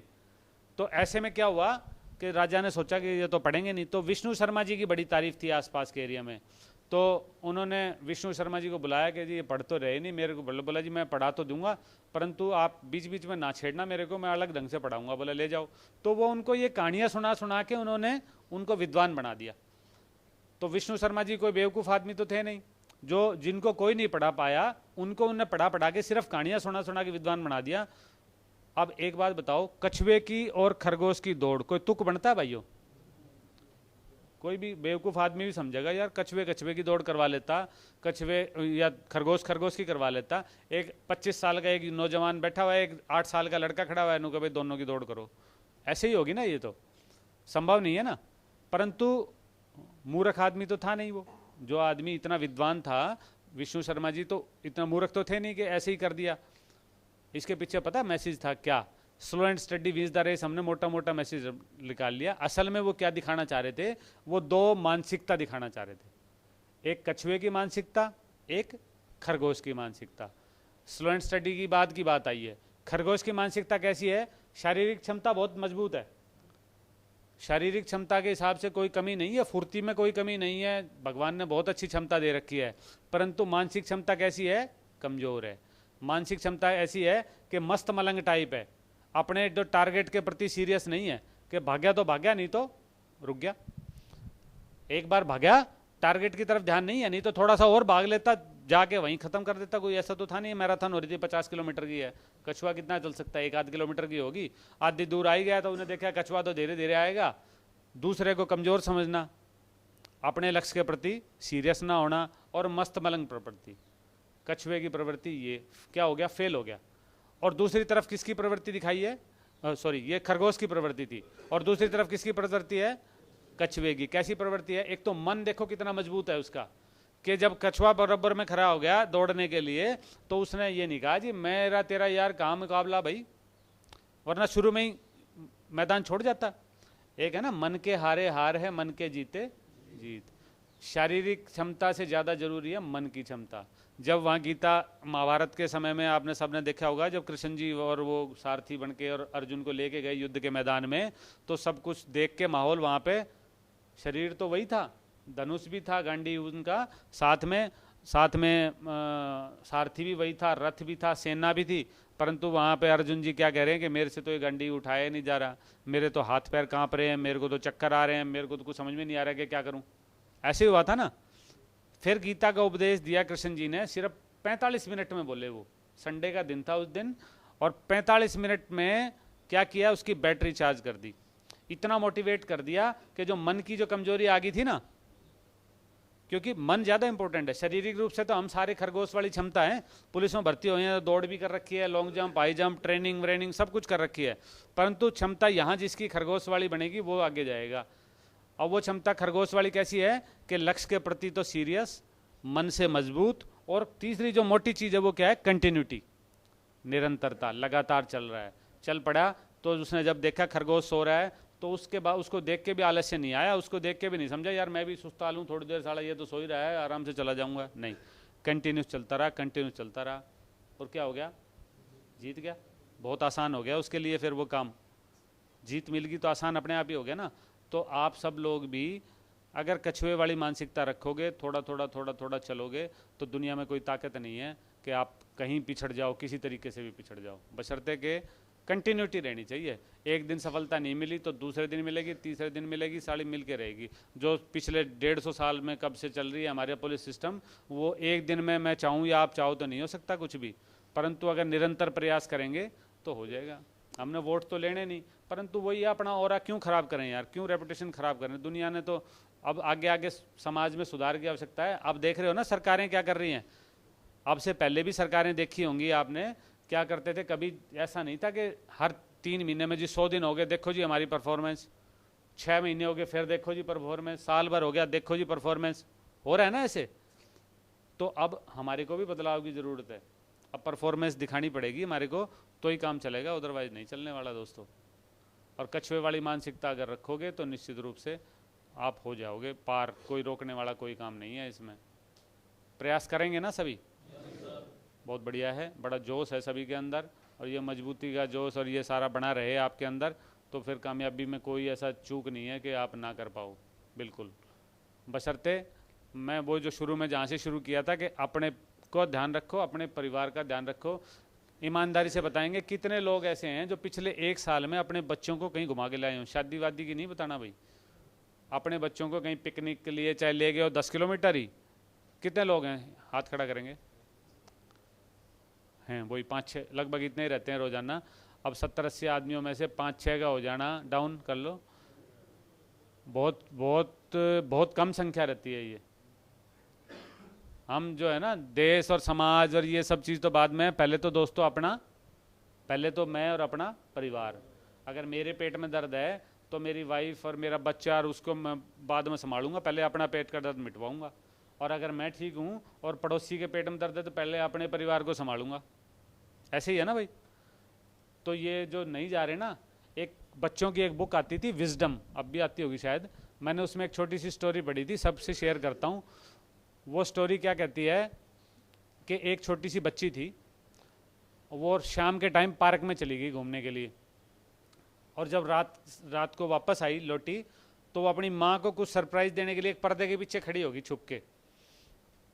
माँ आई, जैसे ही माँ निकली रसोई से बाहर, वो बच्ची एकदम आगे आई, वो एकदम से डर गई माँ, और वो एक कांच का गिलास था हाथ में, वो गिर के टूट गया। तो बिना सोचे समझे माँ ने उसके एक कान पे मारा थप्पड़ कि हमेशा परेशान करती रहती है, सो जा जाके। और बच्ची जो है ना जाके अपने बेडरूम में रो रहा के सोगी गुस्से में। माँ भी सोगी, जब माँ सो जाती है तो उसको सपना आता है भाई तूने ये क्या किया आज, पता है तेरे को भाई तूने क्या किया अपनी बेटी के साथ, कि तेरे को नीले रंग के फूल बहुत पसंद हैं, और जब वो पार्क में खेल रही थी तो उसको वहाँ नीले रंग के फूल नज़र आ गए। तो उसने सोचा कि ये तो मेरी माँ को बड़े अच्छे लगते हैं नीले रंग के फूल, आज ये लेके जाती हूँ, माँ को दिखाऊंगी, देऊँगी। और उसके चक्कर में, उसके तोड़ने में उसके हाथों में कांटे वाटे और उसको छिल गए उसके हाथ भी, और वो पर्दे के पीछे दोनों हाथों में वो फूल लेके खड़ी हुई थी। वो तूने तो उसको आगे लाने का तो मौका ही नहीं दिया, पहले ही उसको मार दिया और वो तो सो गई। तो औरत की नींद खुल गई, बेचैन हो गई एकदम, क्या वास्तव में ऐसा हुआ है। और जब वो गई ना उसके बेडरूम में उठ के, तो वहाँ बेड पे फूल पड़े हुए हैं और वो लड़की सो रही है आराम से। तो मतलब बड़ा भारी पछतावा हुआ कि साला ये क्या भावना थी और मैंने क्या इसके साथ कर दिया, गलत फहमी में। कई बार चीज़ें दिखती कुछ हैं, होती कुछ हैं। तो वो माँ लिखती है नीचे कि जो चीज़ें हमें आसानी से मिल जाती हैं ना, उसकी हम वैल्यू नहीं समझते। जो अच्छा शरीर मिला हुआ है, जिस आदमी का हाथ जन्म से पैरालाइज्ड है या लकवा मरा हुआ है, उससे पूछ के देखो कि उंगली भी अगर ये होगी, हम कुदरत ने जो दे रखी है ना ये सारी चीज़ें, उनकी वैल्यू नहीं समझते। तो वो कहती है जहाँ आप नौकरी करते हो सकता है आप अगर आज मर जाओ किसी भी कारण से, तो कल या परसों कोई और आके बैठ जाएगा और वहाँ चार्ज ले लेगा और वो डिपार्टमेंट ऐसे ही चलता रहेगा या बंद हो जाएगा दोस्तों। वो ऑफिस ऐसे ही चलेगा, लोग आते रहे हैं, जाते रहे हैं, बदली होते रहे हैं, मरते रहे हैं, कोई याद नहीं रखता। परंतु आपके परिवार में अगर आप मेरे आज मर गए तो क्या कोई आदमी चार्ज ले लेगा वहाँ पे? नहीं लेगा ना। वो जगह हमेशा आपकी खाली रहेगी। तो वो कहती है कि अपने उनकी भावनाएं समझो, उनको समय दो, उनकी केयर करो। कभी उनके साथ समय बिताओ। अपनी सबसे वैल्यूएबल चीज़ जो अपने बच्चों को आप दे सकते हो ना, वो अपना समय। अभी मैं पीछे एक दिन पढ़ रहा था कि आप अगर चाहते हो कि आपके बच्चे बुढ़ापे में आपको समय दें, तो आप जब उनका बचपन होता है तो तब उनका समय दे दो बस। अब जो बच्चे बड़े हो गए ना, जिनके बच्चे 10वीं 11वीं 12वीं में आ गए, कॉलेज में आ गए, अब उनके पास समय नहीं रहेगा। आप महसूस कर रहे होगे, उनसे बात करो, कह रहे जी आप अपना काम करो। आप शादी में जाओगे, कह चल भाई, कह रहे मैं अपना काम कर रहा हूँ जी, आप जाओ शादी में।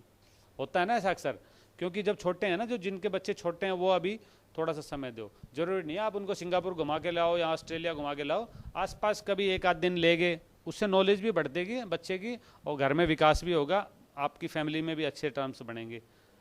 आवश्यक है तो थोड़ा सा समय निकाल के और जाओ। और ये सब आसान है। हमारे पास गुस्ताखियाँ क्या रहती हैं, ये 5-6 आदमी जो हाथ उठा रहे हैं, वो भी तो पुलिस में ही नौकरी करते हैं ना, छुट्टी वुट्टी सब मिल जाती है, बहुत ज़्यादा पैसे की ज़रूरत नहीं होती। जरूरी नहीं है एसी टैक्सी ले या एसी कार हो, बस में भी जा सकते हैं, ट्रेन में जा सकते हैं, बड़ा सस्ती सस्ती सवारियाँ हैं। अगर चाहो तो सब कुछ संभव है, ना चाहो तो सारा कुछ नहीं मिलता है ना। मिल सकता है ना, तो थोड़ा थोड़ा प्रयास करेंगे अपना और अपने परिवार के विकास का, और है सब आसान।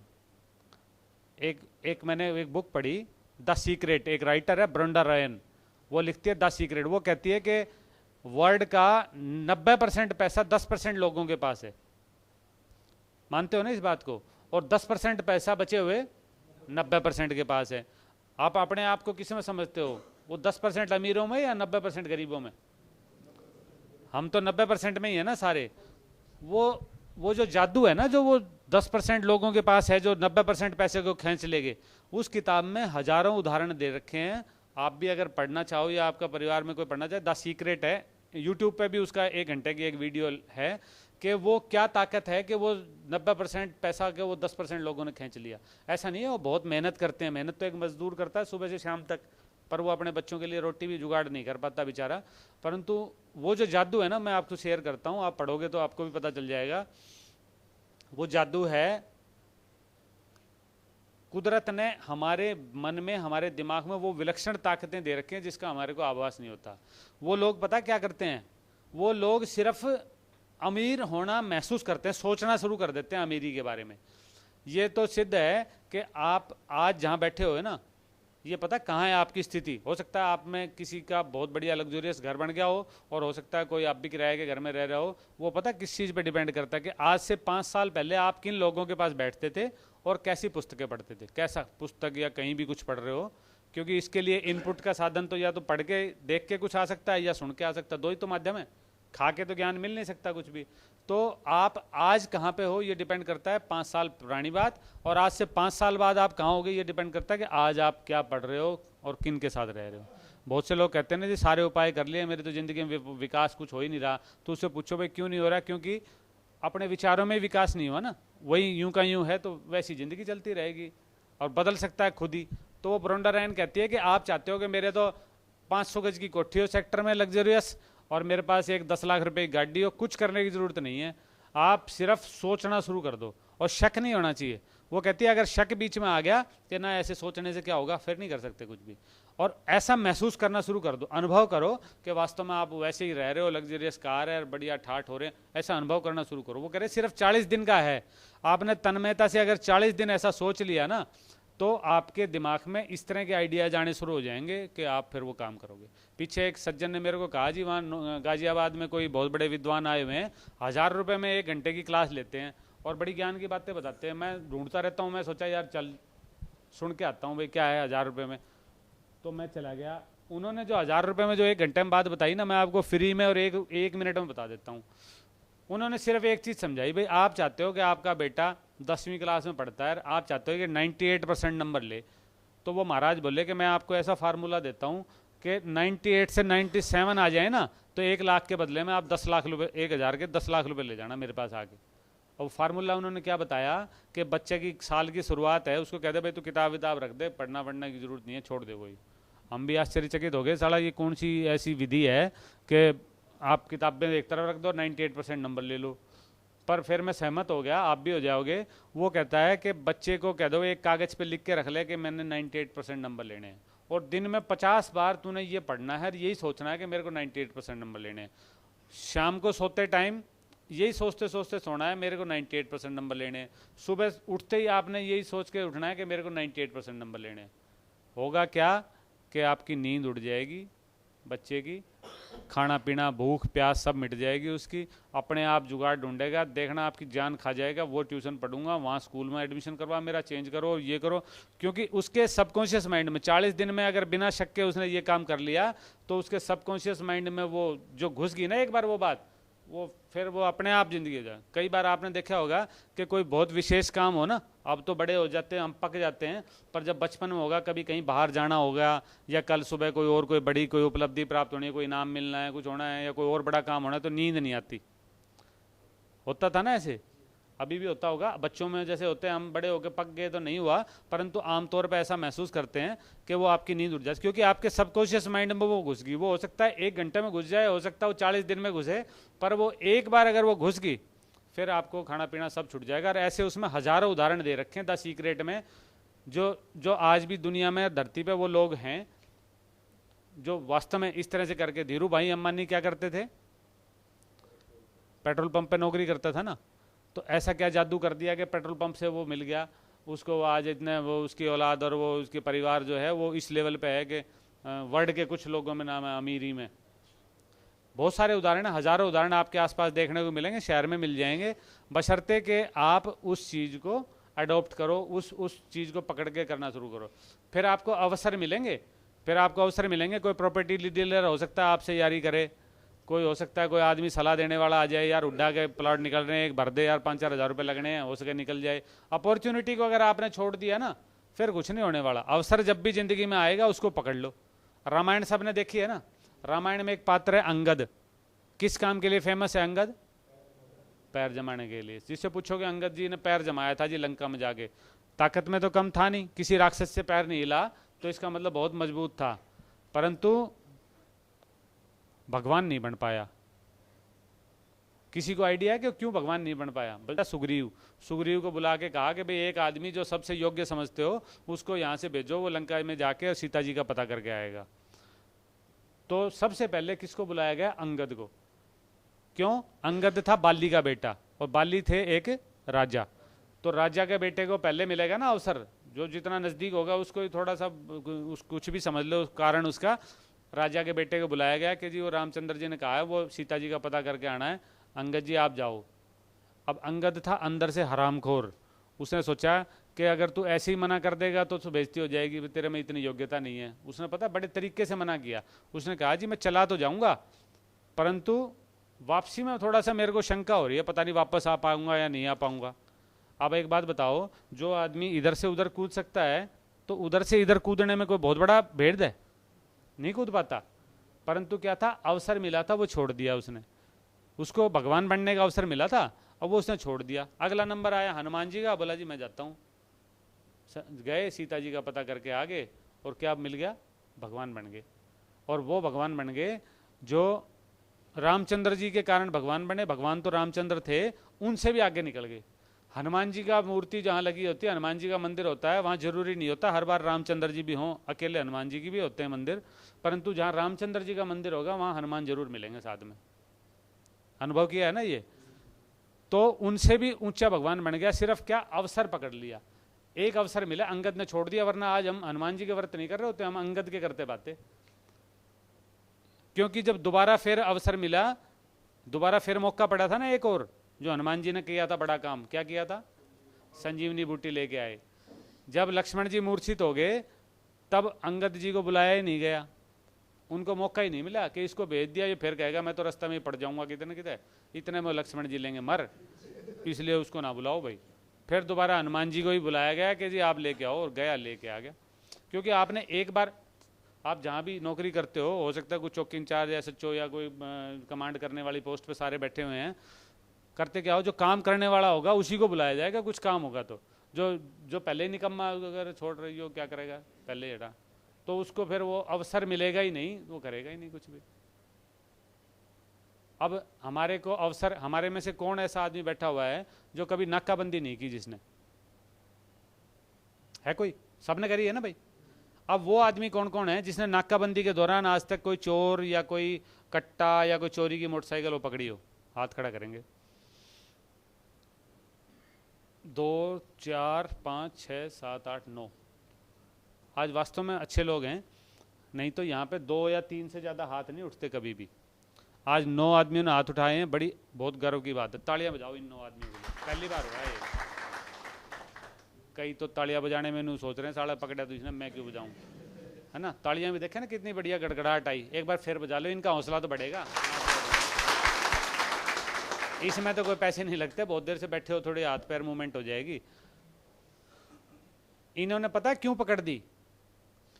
चोर तो आपके सामने भी से निकला है, पर वो अंगद का पैर जमाने का मैसेज पता है किस लिए दिया है? वो अंगद का पैर जमाने का मतलब यही है, वरना तो अंगद का हाथ भी जमा सकते थे, वहां पे नाड़ भी जमा सकते थे, कुछ और जमा देते, पर पैर ही जमाया। मैसेज पता क्या देना चाह रहे थे रामायण में? रामायण एक ऐसी चीज है, उसके पीछे 5 घंटे बोला जा सकता है, और आपकी लाइफ मैनेजमेंट, आपका करियर मैनेजमेंट, आपके फैमिली मैनेजमेंट सब कुछ सिखाती है। कभी फुर्सत में बैठेंगे ना तो बात करेंगे। रामायण एक ऐसी चीज है, देखो हमारे पूर्वज पागल नहीं थे कि वो हर साल दिखाई जाती है, उसके पीछे अब तो यूं ही हो गया, फॉर्मेलिटी होगी, भाई लो रामलीला चल रही है, देख रहे हैं, सब हो रही है। पर जो मैसेज था ना, अब जैसे मैंने अंगद की कहानी का मैसेज बताया, उसके पीछे बहुत बड़ा मैसेज देना चाह रहे थे वो। हर एक चीज पे एक मैसेज है। आप कभी जिंदगी में स्ट्रेस हो, तनाव हो, आप रामायण में कुछ चीजें ऐसी हैं, तो फिर बताऊंगा। तो वही इसमें ना, जो ये बाकी जो सब लोग बैठे हुए हैं, मैं भी उनमें शामिल हूँ, हम अंगद हैं, पैर जमा दिया बस, उसके अलावा कुछ नहीं कर पाए। नाकाबंदी में चले गए, चाहे गश्त में चले गए, पैर जमा के बैठ गए, हनुमान जी की तरह उड़ने का प्रयास नहीं किया। कारण क्या था? एक शब्द होता है दोस्तों, विल। विल का मतलब क्या होता है? इच्छा। क्योंकि कभी हनुमान बनने की इच्छा ही नहीं आई अंदर दिमाग में, सिर्फ विल। अगर विल होगी ना आपके अंदर, फिर आप अपने आप, एक बहुत इंपॉर्टेंट दूसरी चीज क्या है? स्किल। आप स्किल डेवलप कर लोगे। अकेली विल से कुछ नहीं होता, और अकेली स्किल से कुछ नहीं होता। मान लिया मेरे अंदर विल है, बहुत जबरदस्त इच्छा है कि मैं हार्ट का ऑपरेशन करूं, कि डॉक्टर त्रियान के पास तो 3-3 महीने में टाइम लगता है, घर में कोई हार्ट पेशेंट है, मैं ही ऑपरेशन कर देता हूं। जबरदस्त विल है, खूब बढ़िया करना चाह रहा हूं, कर दूंगा। मारूंगा ना जिसको छेड़ूंगा उसी को, पक्का मरेगा। परंतु जिसके अंदर स्किल है, मान लिया एक बहुत बड़ा सर्जन है और स्किल बहुत जोर की है, परंतु विल नहीं है उसकी करने की, तो भी मरेगा। मरेगा नहीं तो कम से कम ठीक नहीं होगा ढंग से। तो सबसे ज्यादा जरूरी है क्या है? विल, और दूसरी क्या है? स्किल। अब चलो हमने नाकाबंदी का ही जिक्र कर दिया, तो आप सोचोगे नाकाबंदी में क्या स्किल करेगा कोई आदमी? तो आप सोचना, मैं 2-3 नुस्खे बताऊंगा आपको, जो जिंदगी में आपने भी सोचे होंगे या कर सकते हो। जैसे गुड़गांव से ही लगा के चलें, गुड़गांव में कितने व्हीकल्स रोज चोरी होते हैं? अगर देखा जाए तो औसतन 12। कितने बताए मैंने? 12 व्हीकल में से 10 मोटरसाइकिलें चोरी होते हैं, ठीक है। और 10 मोटरसाइकिलों में से कौन सी मोटरसाइकिलें ज़्यादा चोरी होती हैं? Splendor motorcycle. तो मैं मान लो नाके पे खड़ा हुआ हूँ, नाका लगाया जाता है किस काम के लिए? चोर पकड़ने के लिए, कोई बदमाशी पकड़ने के लिए, कोई गलत आदमी पकड़ने के लिए। मान लो कोई आदमी इंश्योरेंस नहीं है, पोल्यूशन नहीं है, सीट बेल्ट नहीं लगा रहा, ठीक है, चलो वो काम हमारा करना है, पर मुख्य काम क्या है? एक 5 साल के बच्चे से भी पूछोगे ना पुलिस क्या करती है, क्या बताएगा? चोर पकड़ती है। और चोर पकड़ने में हाथ उठते हैं, 9 आज ही उठ गए, नहीं तो 2-3, एक दिन तो एक ही था। वो काम हमने छोड़ दिया, क्योंकि उस तरफ विल ही नहीं है ना, इच्छा ही नहीं हुई कभी कि यार ये था असल काम, तो था चोर पकड़ना, वही छोड़ दिया।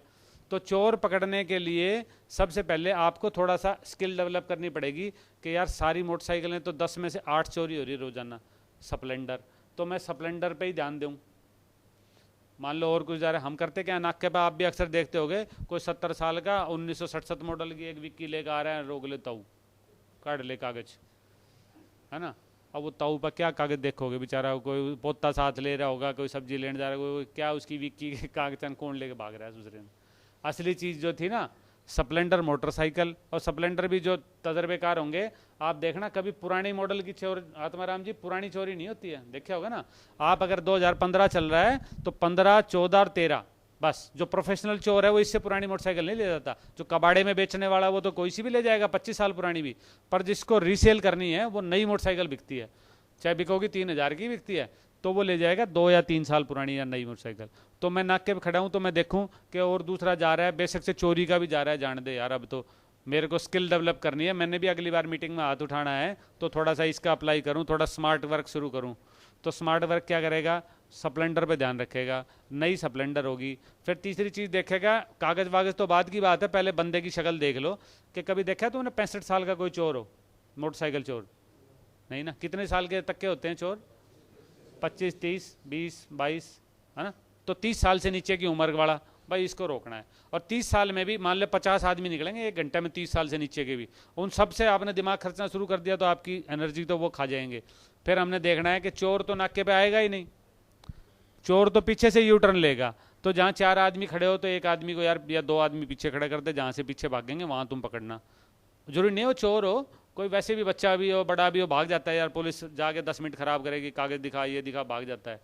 तो ये हो गया, वहाँ यू टर्न वाला पकड़ना है। यहाँ आ गया तो स्प्लेंडर ही रोकनी है। स्प्लेंडर में भी फिर हमने बिना हेलमेट, आमतौर पे जब चोर लेके चलता है चोरी की मोटरसाइकिल तो वो हेलमेट बिना ही जाएगा। बाद में तो चलो यूज़ कर रहा है तो हेलमेट पहन ले बेशक से, पर चोरी करने के लिए हेलमेट साथ लेके आए, बहुत कम चांस है, आ सकता है पर बहुत कम चांस है। ओरिजिनल चाबी नहीं होगी, आरसी भी हो सकता है चोरी की मोटरसाइकिल में मिल जाए, आपको दिखा देगा तो उसके आप पूछ लो जी आपका ओनर कौन है, इसका कहाँ से खरीदी, कौन सा मॉडल है, 2-3 क्वेश्चन पूछ लो, खुद ही फंस जाएगा अपने आप ही, है ना। तो ये छोटी छोटी स्किल हैं जो आसान है, साइकिल चलाने से मुश्किल कोई काम नहीं है। हमारे में टाइप करना जानता है कोई? टाइपिस्ट बैठे हैं ना, जो टाइप करना जानते हैं वो जब टाइप करता है तो आप देखो वो इधर तो वो पढ़ता रहेगा जो चीज़ टाइप कर रहे, कीबोर्ड पे नहीं देखेगा, आपसे बात भी करता रहेगा और टाइप भी करता रहेगा। परंतु जो टाइप करना नहीं जानता उसकी देखो हालात क्या होती है ना। मान लिया सीपी साहब ने छुट्टी वाले दिन कोई हाथ आ गया कांस्टेबल कि बेटा ले ये एक कागज़ पकड़, इसको फटाफट तो आधे घंटे में टाइप करके लिया, उसकी हालात देखो क्या होगी, नस फटने की हालात हो जाएगी फिर, क्योंकि आता नहीं है। कभी वो इतना सा कीबोर्ड है उसमें उसको ए नहीं पाएगी, कभी टी गुम हो जाएगी, कि एल फ़ोन आ गया, वाइफ का भी तो फेंक के मारेगा, चल अपनी गर्लफ्रेंड का ही आ जाओ, फेंकेगा फ़ोन को उठा के साला मर ले, अभी थोड़ी देर रुक जा, बाद में बात करिए, नौकरी ख़राब हो जाएगी थोड़ी देर में, है ना। 2 घंटे में एक कागज़ टाइप करके लाएगा और उसमें भी 20 गलतियाँ करके लाएगा।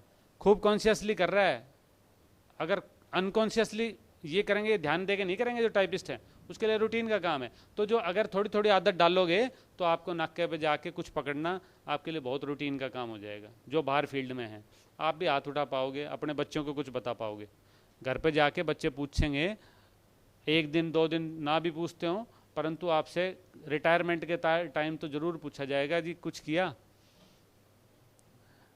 कभी किया? 25 साल 30 साल 35 साल नौकरी करके आगे कभी हाथ उठाया था मीटिंग में? ना भाई, बेकार है फिर, और मुश्किल नहीं है। तो सारे मिल के प्रयास करेंगे अपनी एफिशिएंसी बढ़ाने के लिए, लोगों से व्यवहार सुधारने के लिए, अपना खुद का भला करने के लिए, अपने परिवार का भला करने के लिए। और कोई मंत्र कुछ विशेष नहीं है।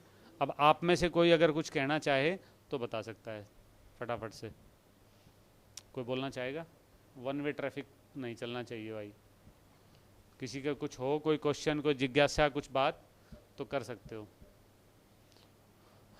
मैंने पता है सारे सोच रहे हो कैसे पिंड छुटे और भाग गए यहाँ से, तो चलो कोई नहीं। अभी आपको ना एक फीडबैक फॉर्म, हाँ हाँ ये खोल लो, माइक ऑन कर लो, माइक ऑन कर लो, हाँ बोल लो, बैठ के बोल लो, हाँ बैठ के बोलो। हाँ हाँ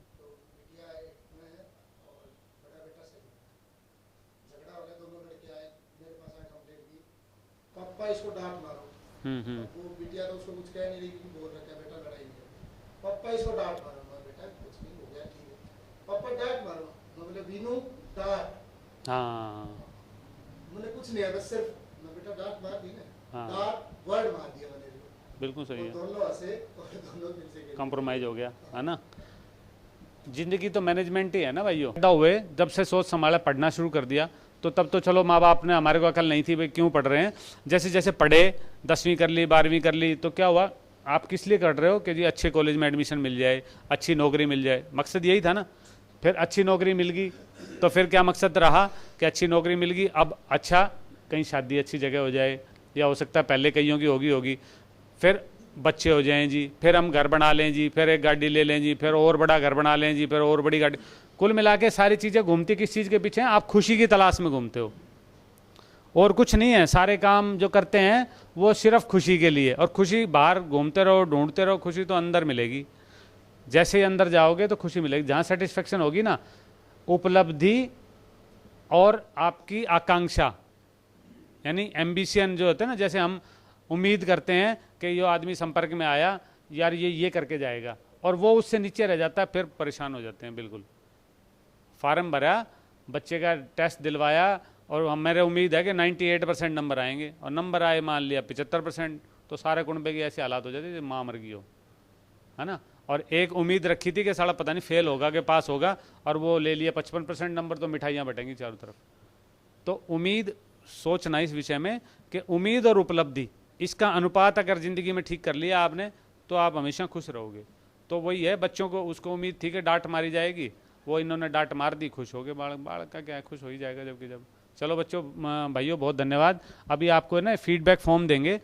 अब फीडबैक फॉर्म से ही शो हो जाता है कि कौन आदमी रुई है, कौन आदमी पत्थर है, क्योंकि इसको हम पढ़ते हैं सारे एक एक फीडबैक, और कई बार सीपी साहब भी बुला लेते हैं, उसमें बहुत से लिख के जाते हैं हाँ ना हाँ बस, क्योंकि कुछ गया ही नहीं अंदर। अंदर जाएगा तो ही कुछ बाहर आएगा।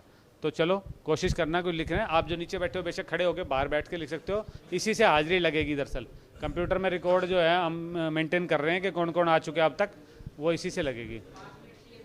मेरा 1 मिनट बैठ जाओ जी, बस 5 मिनट के लिए कह रहे हैं।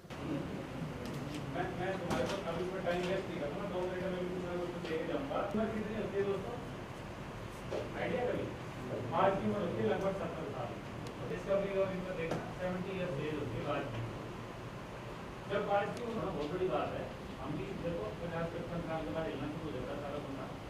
आज की तो उसके जो चोंच है वो इस शेप में आ जाती है, वो शिकार को मारना।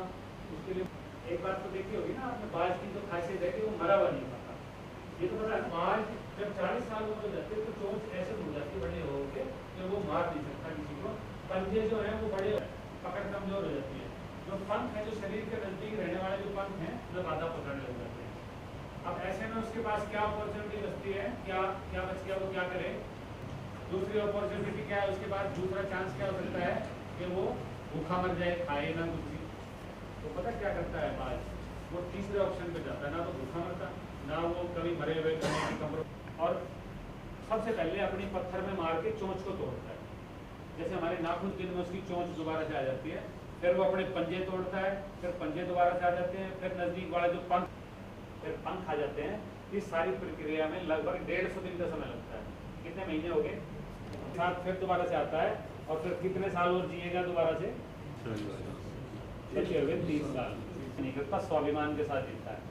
तो मैं आपसे ना ये जो 2 घंटे लिए हैं, ज़्यादा 5 महीने तो नहीं लिए मैंने, ना 5 घंटे किया है, कि कभी बैठ के अपने बारे में सोच के यार ये पुलिस में आए हैं, इतने गर्व की बात है। तो जो मेरे संपर्क में आएगा, मैं वही कह रहा हूँ, एक भला काम, पर वो भला करना वास्तव में भला। एक बार एक महाराज थे, और वो अपने जाते जाते उनके 3-4 चेले थे, उनको ये कह के कि बेटा रोज तुमने, चेले बोले जी ठीक है। 3 दिन बाद जब गुरु जी आए, बोला बेटा करा, बोला जी 3 दिन से हम तो जुट रहे हैं भलाई में, तो नदी पार करवाते हैं। तो गुरु जी भी बड़े खुश हुए, बोले चलो मैं हट्टू हो तो मैं पूछ के आता हूँ उससे। उस बुढ़िया के घर के नजदीक पहुंचे ना, तो बुढ़िया देख के भागी दूसरी तरफ। तो गुरु जी ने सोचा कि ये क्या समस्या आ रही है, क्या फिर आइए मेरे पास। तो गुरु जी ने भाई तुम रुक जाओ, मैं ही पूछाऊंगा। बोले उठा के नदी के पवित्र गिर के आते हैं, और रोज शाम को वहाँ से उठा के भूखी प्यासी यहाँ गिरते हैं। तो गुरु जी बोले वही मैं आपसे कह रहा हूँ कि इस तरह का भला काम की आवश्यकता नहीं है कि जबरदस्ती साला करना ही करना है भाई, अब तो मना नहीं है, वो कछुए वाली चाल तो वो नहीं है। परंतु आपको सही अवसर मिलेंगे। हमारे पास आदमी आता है परेशानी में, दुख में, कुछ लोग हमारे बीच में। वीरेंद्र राय साहब क्या सिखाते थे? संवेदी पुलिस बनाना। संवेदी शब्द का मीनिंग अगर समझ लो ना, तो जिंदगी में कोई धर्म कर्म कुछ करने की जरूरत है। तो मैं सिर्फ ये महसूस करूँ कि अगर मेरी लड़की गायब हो रही होती तो मेरे को कैसे नींद आती, बस। और कुछ मंत्र पढ़ने की जरूरत नहीं है साथ। और मैं खड़ी करके लेके सब्जी लेके वापस आया, मोटरसाइकिल नहीं मिली, तो कैसा अनुभव था मेरे को, बस। और कुछ करने की जरूरत नहीं है। किसी ने पूछा ना, तो उन्होंने कहा कुछ करने की जरूरत नहीं है, सिर्फ संवेदना समझ जाए ना, अपने को दूसरी तरफ बैठा के देख, ठीक है ना। अब जिसको बोलने का चक्कर रहता है वो तो सारा दिन बोलता रहेगा कुछ ना कुछ। हाँ जी बाबू जी,